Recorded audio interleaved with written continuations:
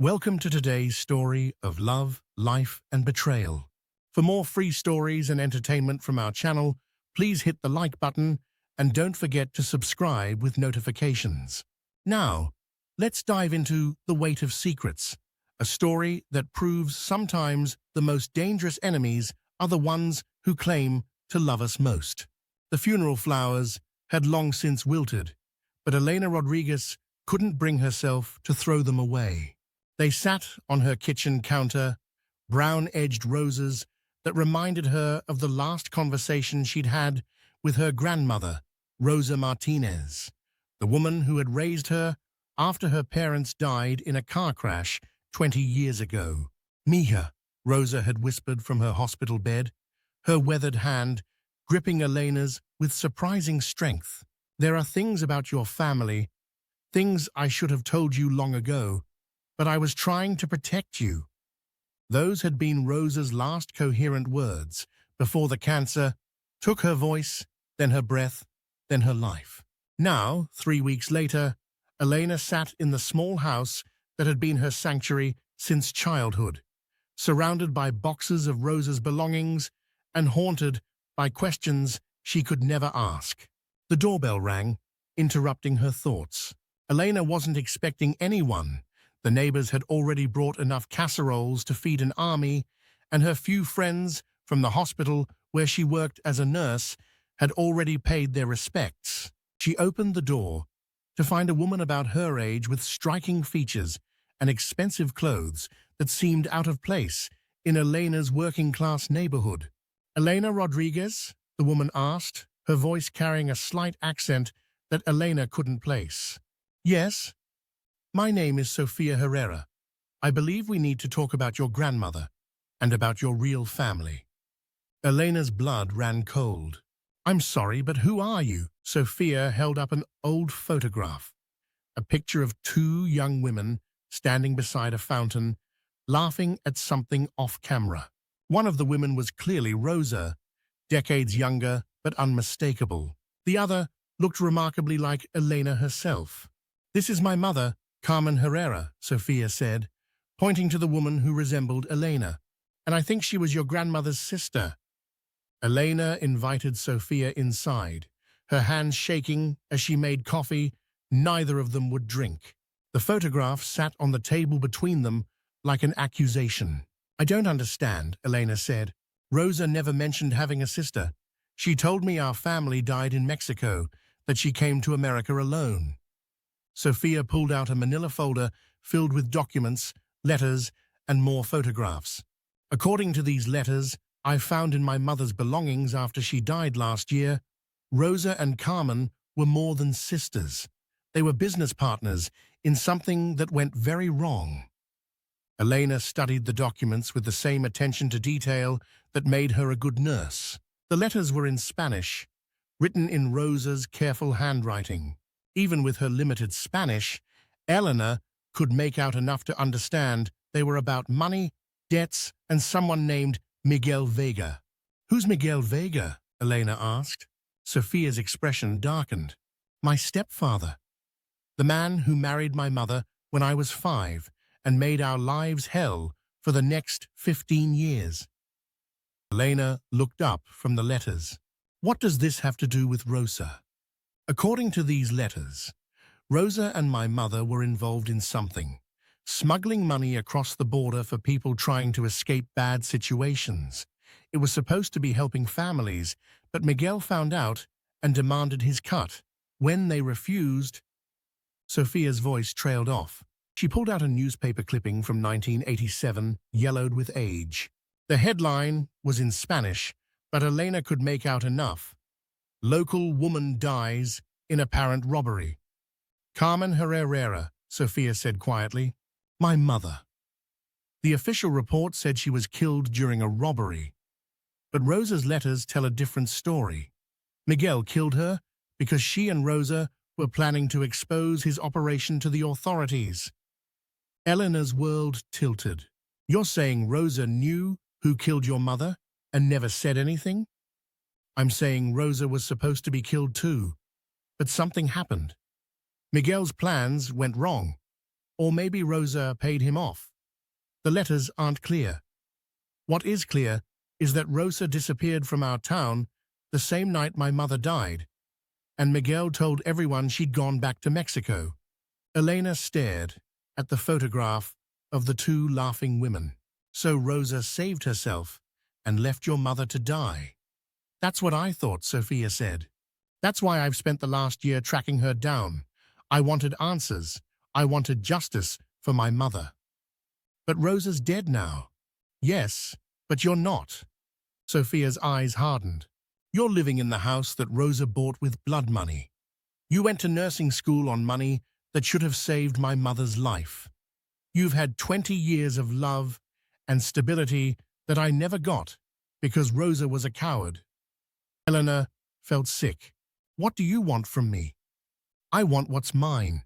This house, the money Rosa left you, the life she stole from my family. Sophia leaned forward. Or I can take these letters to the police and let them decide if Rosa was complicit in my mother's murder. Elena's mind raced. Rosa had always been vague about their life before coming to America, always changing the subject when Elena asked about family back in Mexico. But she'd also been the most loving, generous person Elena had ever known. The woman who had worked 2 jobs to put Elena through school, who had sat by her bedside during every illness, who had taught her that family meant everything. I need time to think, Elena said. Sophia smiled, but it didn't reach her eyes. Of course, but don't take too long. I've waited 20 years for justice. I can wait a few more days, but not much longer. After Sophia left, Elena sat in Rosa's old rocking chair, holding the photograph and trying to reconcile the woman she'd known with the person described in those letters. She thought about all the times Rosa had woken up screaming from nightmares, the way she'd always been nervous around police officers, the charitable donations she'd made anonymously to organizations that helped immigrant families. Maybe Rosa hadn't been running from guilt. Maybe she'd been running from the same man who'd killed Sophia's mother. Elena decided to find out the truth. The next morning, Elena called in sick to work and drove to the library. If Miguel Vega was still alive, there would be records. If he was as dangerous as Sophia claimed, there would be police reports, court documents, something to prove Sophia's story. What she found was worse than she'd imagined. Miguel Vega had a rap sheet spanning 4 decades, money laundering, human trafficking, extortion, and 3 suspected murders that prosecutors had never been able to prove. The most recent entry was from 6 months ago.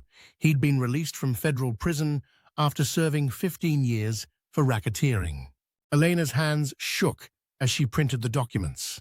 Miguel Vega wasn't just dangerous, he was free, and if Sophia was right about Rosa's involvement in his business, Elena could be in danger too. She drove to Rosa's lawyer, the elderly man who had handled Rosa's will and the transfer of the house to Elena. If anyone knew Rosa's secrets, it would be him. Marcus Webb had been practicing law for 40 years, and his office looked like it hadn't been updated since 1985. He listened patiently as Elena explained Sophia's visit and showed him the letters. I wondered when this would surface, he said finally. You knew? Your grandmother came to me 15 years ago wanting to change her will. She was terrified, said someone from her past had found her. She made me promise that if anything happened to her, I would give you this. Marcus opened his safe and pulled out a sealed envelope with Elena's name written in Rosa's careful script. Inside was a letter in English and a key. My dearest Elena, if you are reading this, then the past has finally caught up with me. I have tried so hard to protect you from the truth, but I realize now that secrets have a way of surfacing, no matter how deep we bury them. Carmen Herrera was my sister, not by blood, but by choice. We met when we were both young and foolish, trying to make a difference in a world that seemed determined to crush people like us. We started small, helping families send money back home, providing safe passage for women escaping abusive situations. We thought we were doing God's work. Miguel Vega was a predator who saw opportunity in our compassion. He infiltrated our operation, turned it into something evil. When Carmen and I tried to break free, he made an example of her. I should have stayed and fought, should have gone to the police, should have been braver. Instead, I ran. I took the money from our operation, not to keep, but to ensure Miguel could never use it to hurt anyone else. Every dollar I took, I spent on charity, on you, on trying to balance the scales of justice in whatever small way I could. The key opens a safety deposit box at First National Bank. Inside, you'll find evidence of Miguel's crimes, enough to put him away forever. I gathered it over the years. Insurance against the day he might find me. I love you more than life itself, Elena. You have been the light that made all my dark choices worthwhile. Whatever you decide to do with this information, know that you are the best thing that ever came from my coward's flight from justice. All my love. Rosa. Elena stared at the letter, tears blurring her vision. Rosa hadn't abandoned Sophia's mother out of cowardice. She'd been running from a monster, gathering evidence to eventually bring him down. Did she ever use this evidence? Elena asked Marcus. The lawyer shook his head. She was too frightened. Miguel had connections everywhere. Police, judges, immigration officials. She was convinced that if she tried to expose him, he'd kill both of you. Elena thought about Sophia, about the anger and grief that had driven her to seek revenge after all these years. There's something else I need to know. Sofia Herrera, do you know anything about her? Marcus frowned. Herrera? The name sounds familiar. He pulled out a thick file folder. Ah, yes. Rosa had me running background checks on several people over the years, anyone who tried to contact her or ask questions about her past. He handed Elena a report dated 6 months ago. Sofia Herrera, it said, daughter of Carmen Herrera and Miguel Vega. Elena's blood turned to ice. Miguel Vega is Sofia's father? Stepfather, according to this, but he raised her after Carmen's death. Elena, if this woman contacted you, it might not be about justice for her mother. It might be about finishing what Miguel started. Elena's phone buzzed with a text from Sofia. Have you decided? I'm getting impatient. Elena's hands trembled as she typed back, meet me at the house tonight. We need to talk. Elena spent the rest of the day at the bank, retrieving the contents of Rosa's safety deposit box. Inside were photographs, financial records, recorded conversations, and sworn statements from Miguel's other victims, a comprehensive case that would put him away for the rest of his life. But as she drove home, Elena realized that justice for Miguel wasn't enough. Sofia was working with him, had probably been sent to manipulate Elena into giving up the evidence that could destroy them both. The grieving daughter act was just that, an act. Elena parked in her driveway and noticed a car she didn't recognize across the street. Through the windshield, she could see a man watching her house. She took a picture of his license plate and went inside, locking every door and window. Sofia arrived at exactly 8 o'clock, and she wasn't alone. The man from the car followed her up the front steps, a tall, silver-haired man with cold eyes and a cruel smile that Elena recognized from the police mugshots. Miguel Vega had come to finish what he'd started 20 years ago. Hello, Elena, he said, his voice carrying the same slight accent as Sofia's. I believe you have something that belongs to me. Elena stood in her doorway, Rosa's evidence file hidden behind her back. I have questions first. Miguel laughed. You're just like your grandmother, stubborn and foolish. But you're going to be smarter than she was, aren't you? You're going to give me what I want without making things difficult. The way Carmen made things difficult? Miguel's smile faded. Carmen was a traitor. She and Rosa built their little operation with my money, my connections, my protection. When I asked for my fair share, they got greedy. Your fair share of helping people? My fair share of a very profitable business, Miguel corrected. Do you know how much money flows through the immigrant community, Elena? How desperate people get when they need to disappear, or send money home, or arrange safe passage for their families? Carmen and Rosa were sitting on a gold mine, and they wanted to keep it all for themselves. Sophia stepped forward. Elena, just give him the evidence. This doesn't have to end badly. Elena looked at Sophia, seeing Miguel's coldness reflected in her eyes. You're not really Carmen's daughter, are you? Sophia's mask slipped for just a moment. I'm whoever I need to be to get what we want. Then let me be clear about what I want, Elena said. She pulled out her phone and showed them the screen. She'd been recording their conversation, and it was already uploading to a cloud server. I want justice for Carmen Herrera. I want justice for Rosa Martinez, and I want justice for every family you've destroyed with your greed.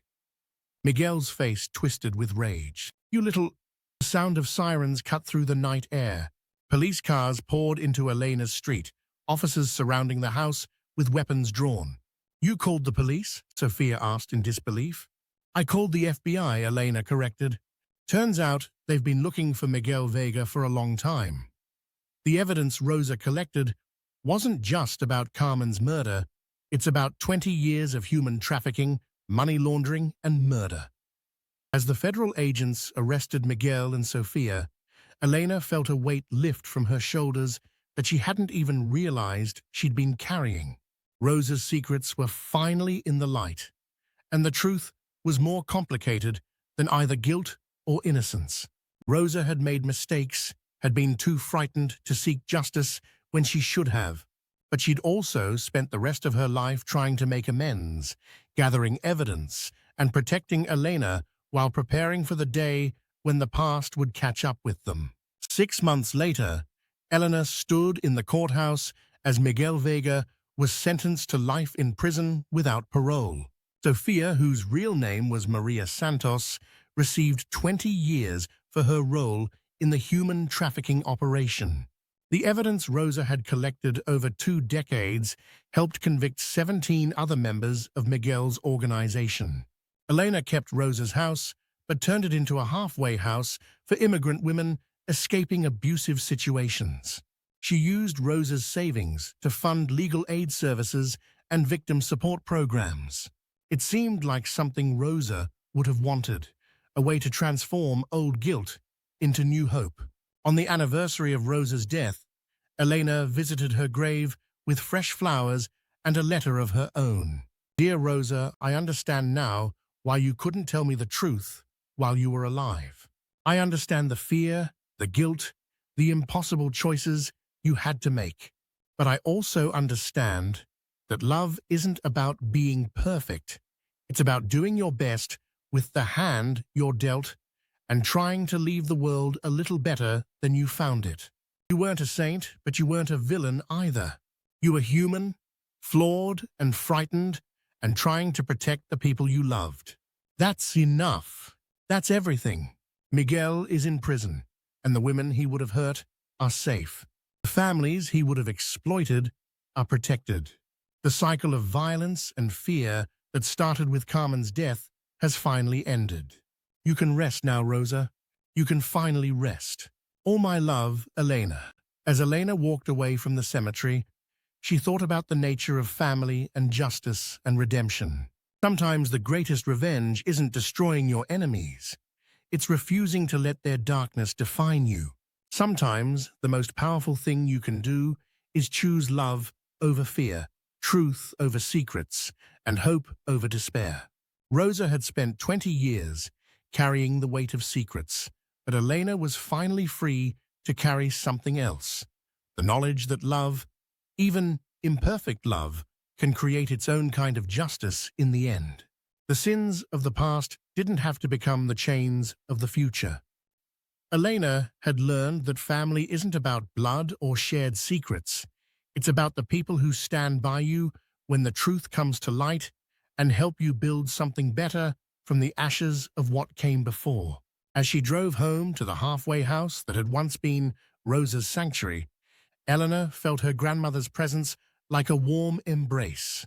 Justice had been served, but more importantly, love had triumphed over fear, and the cycle of secrets and lies had finally been broken.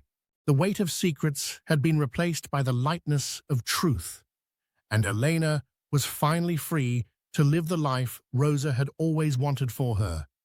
One built on honesty, compassion, and the unshakable belief that redemption is always possible, even in the darkest of circumstances. Thanks for listening to today's story of love, life, and betrayal. For more free stories and entertainment from our channel, please hit the like button and don't forget to subscribe with notifications.